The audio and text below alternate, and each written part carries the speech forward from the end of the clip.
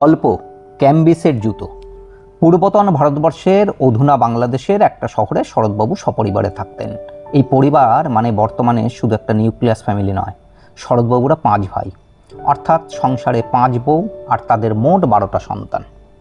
এক হাঁড়ির সংসার বললেও দুপুরে বা রাত্রে এক হাঁড়ি বা কড়াইয়ে কখনোই রান্না সম্ভবই ছিল না।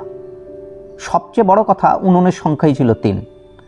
রান্নার সময় অলিখিতভাবে কেউ কুটনো কুটছে, কেউ মশলা বাটছে, কেউ বা খুন্তি নাড়ছে। এর মধ্যে বিশেষ বিশেষ পদ রান্নার জন্য কারো কারো আলাদা সুনাম আছে। রান্নার পরিকাঠামো অনুষ্ঠান বাড়ির ভিয়েনকেও হার মানায়। খেতে বসাটা দেখবার মতো। দাওয়ায় সবাই শাড়ি দিয়ে বসে।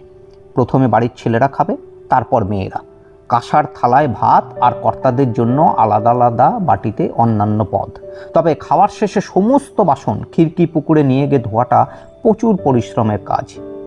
একটা সময় বাড়ির 2 কর্তা কলকাতা সদরে কাজ করতে গেছে। অন্য ভাইয়েরা কেউ শিক্ষক, কেউ জমিদারের নায়েব, কেউ বা এক নামকরা মুদিখানা চালান, আর সঙ্গে কয়েক বিঘা জমিতে মজুর দিয়ে চাষ করান। শরৎবাবু এই সংসারের দ্বিতীয় কর্তা। শিক্ষক হিসেবে খুব নামডাক, কিন্তু ওনার প্রত্যুত্পন্ন মতিত্বই ওনাকে এই পরিবারের প্রধান করে দিয়েছে। ওনার বড় ছেলে ছিল শীতল।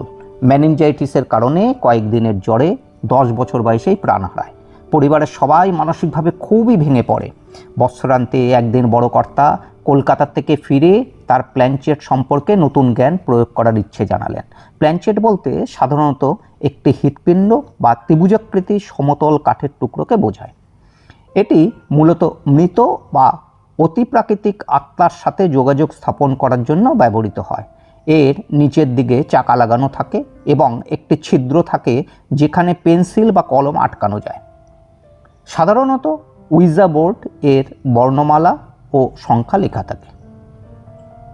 এরপর কয়েকজন ব্যক্তি বোর্ডের ওপর হাত রেখে আত্মাকে আহ্বান করেন।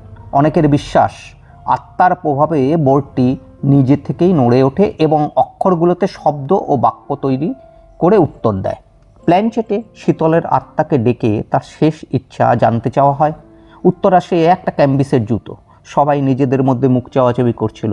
যিনি একমাত্র জানতেন সেই শরৎবাবু তখন ঘাড় নাড়লেন।